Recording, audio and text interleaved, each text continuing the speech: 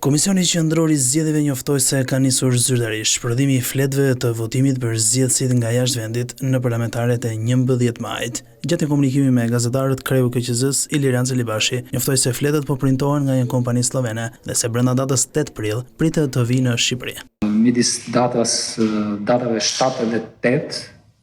do t'i kemi këtu fletët e votimit për votimin nga jashtë dhe midis datës 8, 9 dhe 10 do të fillojmë përgatitjen e zarfave dhe gjithë dokumentacionit tjetër I cili do të dërgohet votuesve jashtë vendit,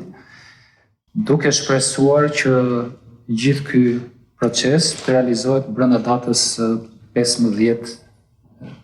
ose 17 prill. Është kohë e mjaftueshme për t'i dërguar zarfat, për t'u dhënë kohë rreth 3-4 ditë dhe diku dhe më shumë ditë zgjedhësve nga jashtë për të vendosur, për të bërë zgjedhjen e tyre pra për të plotësuar fletën e votimit. Sa I përket mënyrës së votimit, Celibashi u shpreh se KQZ ka përgatitur edhe një udhëzues që do të lehtësojë votuesit. Po ndërtojmë një sistem të ndihmës dhe të këshillimit për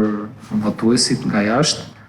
për rastin kur ata do të kenë nevojë për të marrë sqarime për